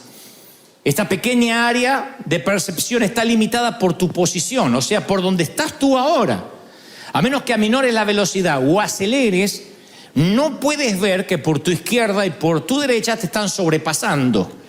En otras palabras, como conductor tienes dificultades para ver lo que tienes encima de ti. Eso es el punto ciego. Entonces, ¿qué se recomienda a un conductor novato?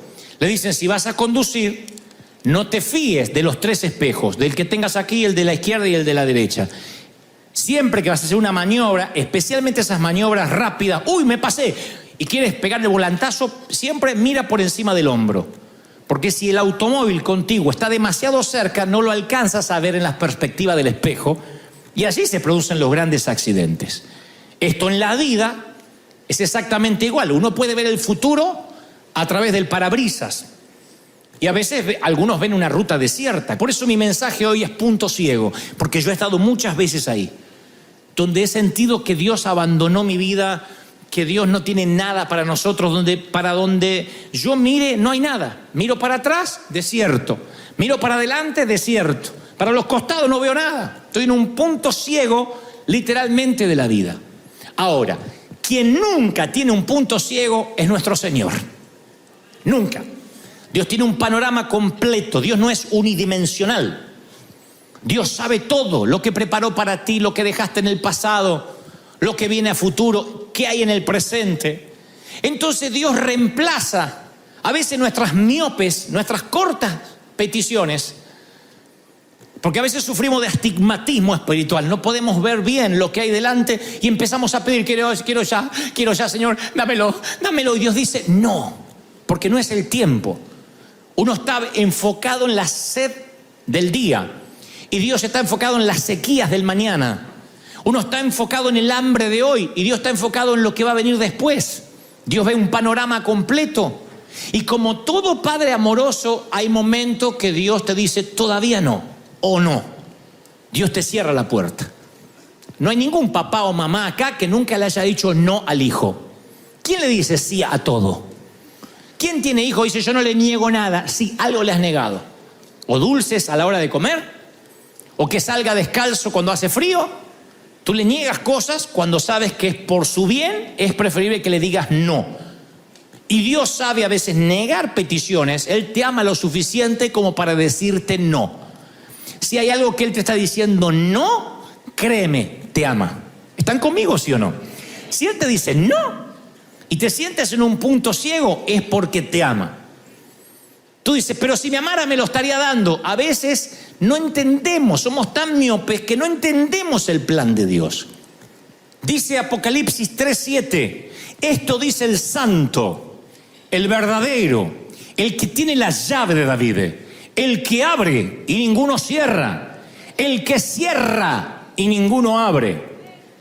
Aquí dice que el mismo santo, el mismo Dios verdadero, que abre puertas, también las cierra. Es el mismo Dios y el mismo corazón amoroso. Él cierra puertas enfáticamente. Dice, el que abre y ninguno cierra. El que cierra y ninguno abre. Lo que pasa es que en las iglesias no hemos enseñado lo suficiente acerca de puertas cerradas. Le decimos a la gente que lo que quiera Dios se lo va a dar. Que si quieres esa rubia, Dios te la va a dar. Que si quieres ese auto, le ponga las manos y Dios te lo va a dar. Entonces vamos, le imponemos las manos y Dios dice no. Porque Dios sabe que si lo compras no lo vas a poder mantener, no lo vas a poder pagar, el seguro te va a quebrar. Entonces nos enojamos, hacemos berrinches, como diciendo el diablo metió la cola. Y es Dios que está cerrando. La mención de la llave de David, dice el que tiene la llave de David, implica que la puerta no está solo cerrada, sino cerrada con llave, que no tiene caso de orar por puertas que Dios muestra que Él cerró. Ahora, si la puerta está trabada por el enemigo, la abrimos en oración. Pero si la puerta está cerrada por Dios, por una decisión soberana, no hay oración, no hay alabanza, no hay pacto, no hay grito de júbilo, no hay nada que la va a abrir. No hay hombre que pueda abrir una puerta que se cerró. Si Dios cerró la puerta, es porque Dios tiene un camino mejor. Y uno a veces se aferra a las cosas y no entiende que si Dios cierra una puerta es como una mamá que le cierra la puerta al chico para que no salga en horas peligrosas, o cuando hace frío, o cuando hay una tormenta eléctrica, qué sé yo. El niño no entiende, ¿por qué? Si tú me abriste la puerta a la mañana, pero ahora te la cierro. Y ahí es cuando los nenes no entienden y creen que la mamá se endemonió por la tarde. Y de pronto le agarra el berrinche y dice, oh Dios, yo no tenía que haber nacido en esta casa, me voy a vivir. Y él no entiende. Y así somos nosotros. De pronto Dios nos cierra una puerta y nos enojamos.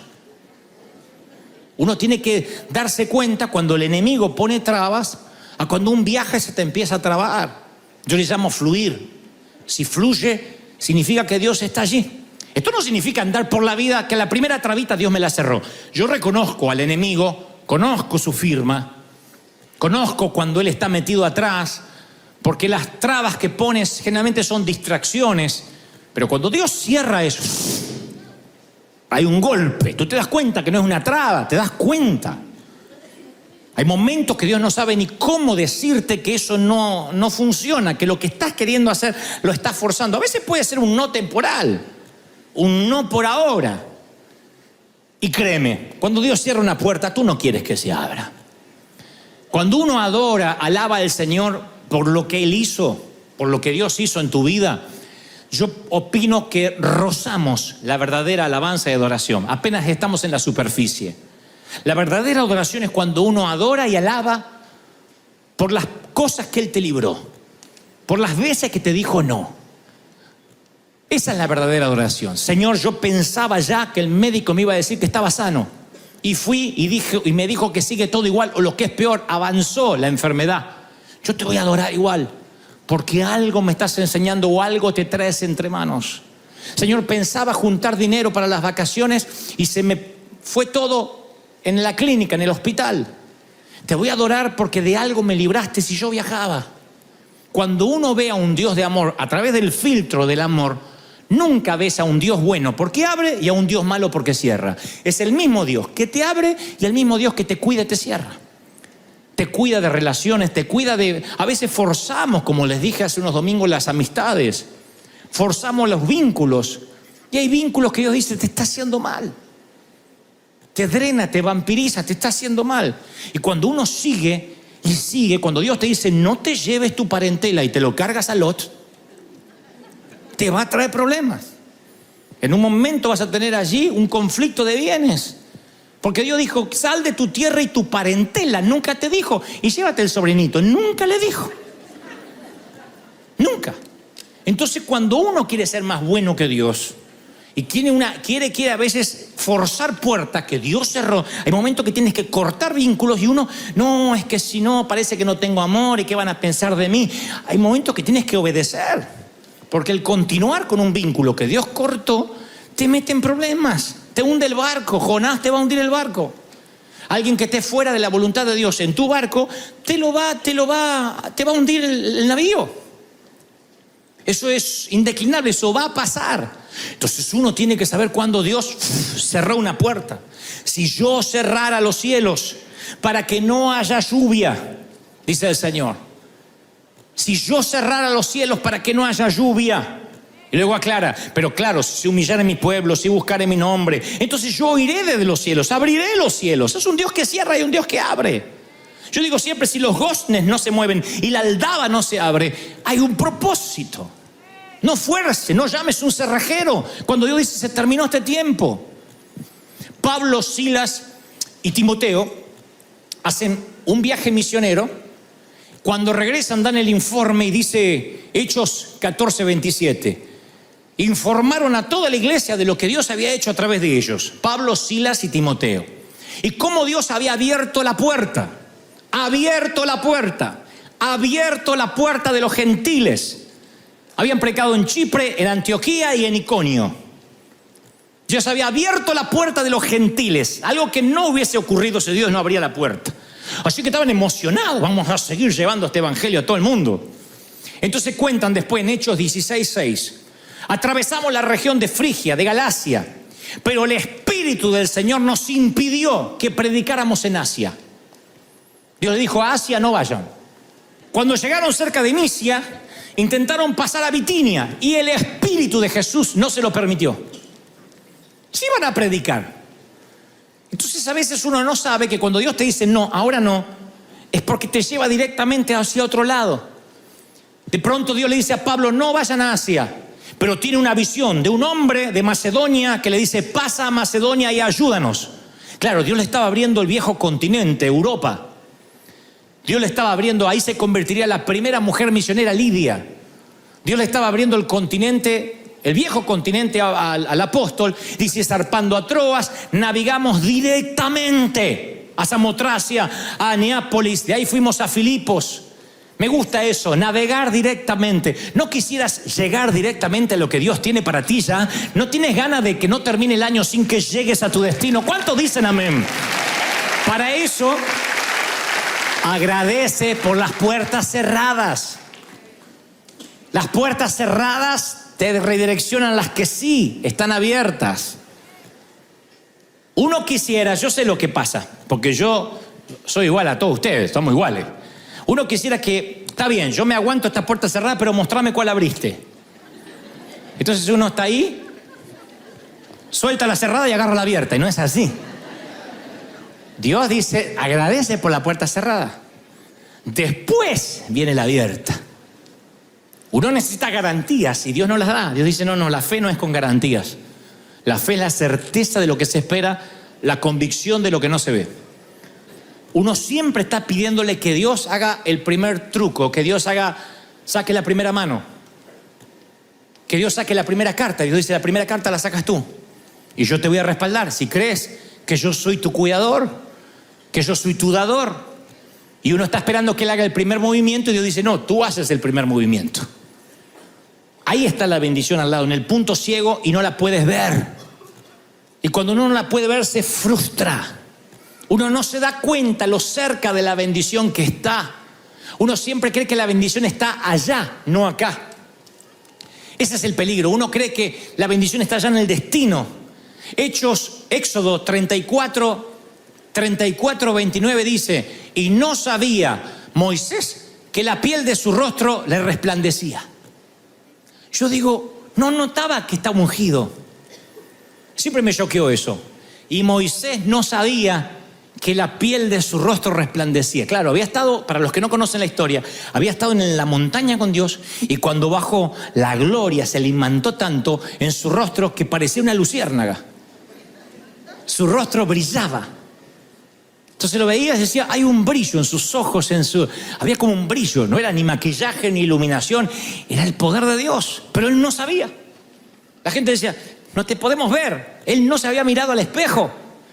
Me temo que muy a menudo muchos de nosotros no sabemos de la adquisición espiritual que Él nos dio.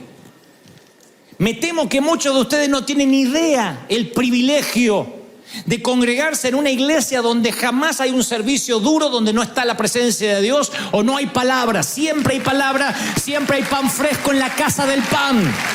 ¿Estás conmigo, sí o no? Me temo que algunos necesitarían una temporada de sequedad para valorar el oasis. No valoras la salud hasta que la pierdes. ¿Quién da gracias por la salud adrede cada mañana? Y no hablo de la oración mecánica, gracias por la salud, no. ¡Gracias, Señor! ¿Cuándo das gracias por la salud? Cuando estuviste con dolor. Cuando el dolor no te deja pensar. El dolor no te deja darte cuenta del entorno, de la adquisición espiritual, de lo que estás viviendo, del aquí. ¿Alguien tuvo un dolor de muelas, esos intensos? Esto en la vida es igual. Cuando hay dolor, tú no estás consciente de que el rostro te brilla. Hay gente que el dolor es tan intenso que se pierde a los chiquitos, a los hijos cuando son chiquitos. Se los pierde. Se pierden los líos que hacen, se pierden las veces que vuelcan la leche, se pierden las cosas maravillosas que no van a volver a ocurrir. Viven estresados, esperando que crezcan, perdiéndose la mejor etapa, una de las mejores que uno puede tener con los hijos. Entonces, cuando la vida está envuelta de dolor, uno no puede ver la adquisición espiritual, no se da cuenta, está en un punto ciego. Yo decía, Martin Luther King, ¿se habrá dado cuenta lo que estaba haciendo a la humanidad? ¿Habrá pensado algún momento en vida que un edificio, una autopista, una conmemoración nacional lo recordaría todos los años, que sería un héroe nacional? Los periódicos lo tildaban de comunista. Era un héroe, un luchador por los derechos humanos, pero nunca, mientras escribía la historia, se dio cuenta que la estaba escribiendo. Nunca se dio cuenta que estaba aquí. Capaz que él quería estar allí, me atrevo a pensar. Rara vez quien escribe la historia se da cuenta que la está escribiendo. San Martín no se daba cuenta que era San Martín. Simón Bolívar nunca se dio cuenta que era Simón Bolívar. Moisés no se dio cuenta que su rostro le brillaba. Yo no me doy cuenta a quiénes puedo inspirar con los mensajes. A veces me llegan algunas retribuciones y digo, bueno, sí, quizás algún día, cuando no esté, digan, no, fue increíble, nos enseñó, qué sé yo. Pero ese día va a ser muy tarde porque yo ya no voy a estar aquí, voy a estar allí. Entonces yo aprendo ahora a valorar el aquí, a valorar el día a día, el privilegio. A veces lo sagrado se me vuelve común. A veces también me siento cansado y esto que alguna vez soñé, de pronto se me hace tedioso. El tedio es cuando lo que esperabas por tanto tiempo finalmente llega y no lo valoras porque todavía sigues viendo la vaca allá adelante. No debe haber peor cosa que llegar a un sitio que siempre quisiste llegar y no disfrutarlo. No debe haber cosa que irte de vacaciones y cuando llegas a la playa y pones la sombrilla, no lo disfrutas. No debe haber peor cosa que esperar por el amor de tu vida y cuando llega no valorarlo. Soñar con tener hijos y cuando tienes ni siquiera te das cuenta que esto está ocurriendo ahora y que no volverá. Siempre queremos que el allá nos dará la felicidad. Es que allá la grama está más verde, allá llueve mejor, allá el clima es mucho mejor y mientras tanto estamos acá en el punto ciego donde no vemos nada. Pero yo te aseguro, de parte de Dios estás más cerca de las bendiciones de lo que jamás pensaste. Aún en el punto ciego Dios está aquí. ¡Aleluya! Lo que pasa es que tu percepción afecta la visión. Tu percepción donde tú estás afecta las bendiciones que están lejos. Tú no las estás viendo, no las puedes ver. No te das cuenta lo cerca que están. Y aquí dice el Señor, vienen días en que el ara alcanzará al segador y el pisador de las uvas alcanzará al que lleve la simiente y los montes destilarán mosto. O sea, el que lleva la simiente, el que lleva las semillas de las uvas, tiene que llevarla y plantarlas. Y la Biblia dice que va el plantador y ya viene el que viene atrás, dice, ¿dónde están las uvas para pisar? De repente los tiempos se acortan. De repente vas a estar sembrando semillas y ya viene la cosecha que te alcanza. La Biblia dice, va a haber un momento donde cuando tú estés enojado por una puerta cerrada, El ángel de Jehová va a estar peleando contigo, aún con tu enojo, y te va a estar trayendo la bendición. Así que si estás ahora en una situación crítica donde dices, yo no sé más qué va a pasar, yo profetizo que el mismo Dios que acercó tanto la bendición la noche anterior es el mismo Dios que acerca las bendiciones sobre tu vida, sobre tus cosas. Alguien, ¿tú lo crees de verdad? Eso va a ocurrir. Vienen. Las bendiciones te alcanzan. Las bendiciones, ¡pum!, te patean el trasero porque mira, estás así, ¡ay!, te alcanzan las bendiciones. Me gusta eso, que estén detrás, alcanzándote, empujándote. Las bendiciones te alcanzan, no tienes que correr tras las bendiciones. Había un auto en Argentina que teníamos que decía el espejo retrovisor, los objetos, chiquitito, ¿no? Los objetos que se aproximan pueden estar más cerca de lo que parecen. Cuidado. Porque tenía una suerte de aumento, el espejo, y entonces había una leyenda que decía, los objetos que usted ve puede que estén más cerca de lo que usted percibe. Esa es la vulnerabilidad del autoanálisis que quiero que hagamos. Que a veces las bendiciones están tan cerca, no nos damos cuenta y las vemos lejos. Quiero que pienses en esto, las bendiciones que se te están acercando están más cerca de lo que crees. Yo te aseguro que en una noche el ángel de Jehová hace así. En una noche cuando tú no ves nada. En una noche cuando dice está todo en cierne, no va a pasar nada. En los momentos más críticos, cuando Abraham tenía que bajar el puñal, el ángel grita desde el cielo, no lo hagas. La Biblia está llena de situaciones límite, donde cuando alguien no puede más y está por arrojar la toalla, aparece el Salvador. La caballería siempre aparece. Siempre aparece la caballería cuando las cosas se están poniendo feas. Dios nunca te ha fallado. Y si sientes que estás en un punto ciego, es porque estás así. Yo percibo que muchos van a recibir bendiciones. Hay cartas que van a llegar a tu buzón, ni esperabas que iban a llegar. Entonces decía, pero si me dijeron que ya no. La carta va a llegar, la promoción va a llegar, el llamado va a ocurrir. Dios te va a promover. Yo lo estoy declarando, lo estoy creyendo. ¿Tú lo crees? ¿Tú lo crees? ¡Aleluya!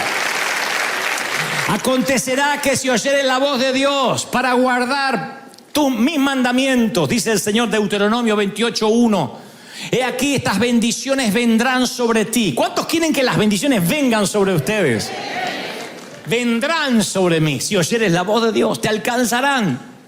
Las bendiciones te alcanzan, te empujan.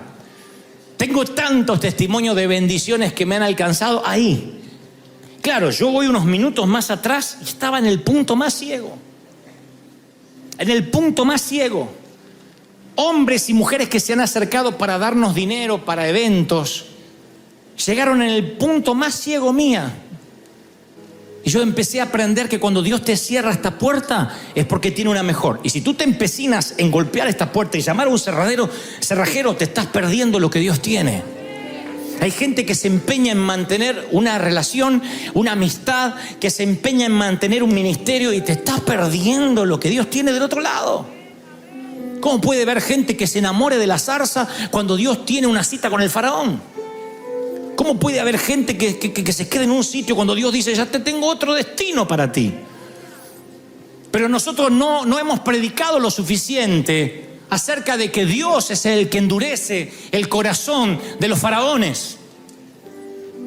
Hay momentos que Dios endurece un corazón para expulsarte. Lo hacen las mamás águilas, que les quitan la paja, le quitan lo confortable a los aguiluchos cuando sienten las espinas, porque ellos primero hacen los nidos con espinas y luego los cubren con paja. Saben que esos aguiluchos nunca querrán volar por su cuenta. Entonces cuando quitan la paja y sienten que una muerte segura los espera en el nido, se atreven a una muerte probable. Y ahí contra los peñascos empiezan a volar hasta que remontan. Pero si se quedan en el nido, mueren. Y hay momentos que Dios te tiene que poner espinas, cerrar una puerta, para que te atrevas, para que creas lo que Dios tiene. Con experiencia se lo digo. Yo no le veía sentido a que la catedral se cierre. Teníamos todo, cámaras de televisión, teníamos presupuesto, y Dios dijo, se terminó. Es que nosotros pensamos que Dios es un Dios que depende del presupuesto de alguien, que Dios depende de unos cristales, que Dios depende de un edificio, de algo arquitectónico, y Dios es muy celoso. Él quiere demostrarte que es Él el que abre y nadie cierra, el que cierra y nadie abre. Alguien tiene que decir amén a esto. ¿Lo crees de verdad? ¿Lo estás creyendo, sí o no? Voy a terminar con esto. Tienes que reconciliarte con la idea de las puertas que se te cerraron. Tienes que reconciliarte con la idea de que alguna vez te divorciaste. No digas, ¿por qué me pasó? Tenía que haberme dado cuenta. Tú no valorarías lo que estás viviendo ahora si no hubieses pasado ese dolor. Para valorar una buena comida, a veces Dios permite que pases hambre. A veces no entiendes lo que significa una casa caliente hasta que no pasaste por frío. Eso hace que el proceso de valoración vaya acentuándose en ti. No maldigas tu pasado, porque ese pasado te trajo hasta aquí. Y ese pasado fue necesario para que Israel aprendiera a confiar en Dios, para que Egipto supiera que había un Dios en Israel. Hay procesos y no que Dios ha dicho en tu vida por alguna razón, para que haya un sí en otra parte. El Señor le dijo en el huerto de Getsemaní al Padre, si es posible, pasa de mí esta copa. Y Dios el Padre le dice no a su Hijo para decirte sí a ti. Le dice no a Él para darte acceso a la vida eterna a ti. Y si el Padre le puede decir no a su Hijo unigénito, ¿por qué crees que nunca te va a decir no a ti? ¿Por qué crees que te va a decir siempre sí? Si al Hijo unigénito le dijo no, tienes que ir a la cruz. Ponte de pie, por favor. Yo quiero que agradezcas por las puertas cerradas. Yo quiero que agradezcas por los goznes que no se abren, por las aldabas que permanecen totalmente herméticas. Dile, Señor, gracias. Van a ver que esta adoración va a ser muy pura ahora, porque siempre hemos aprendido a dar gracias por las puertas que se abrieron. Pero yo quiero hoy que le des gracias por las puertas que no se abrieron. De verdad, pero no dando lástima, Job se queja ante Dios y Dios le dice, ¿dónde estabas tú cuando yo hice el mundo? Tú no puedes debatir conmigo. No tienes ni la altura emocional, ni intelectual, ni espiritual, ni creacional para discutir conmigo. Te amo. Te voy a restituir muchas veces más lo que perdiste. Pero aprende que cuando yo digo no, no siempre puedo explicarte por qué estoy diciendo no. Confía en mí, cree en mí y yo te voy a bendecir, dice el Señor. Vamos, dale un aplauso.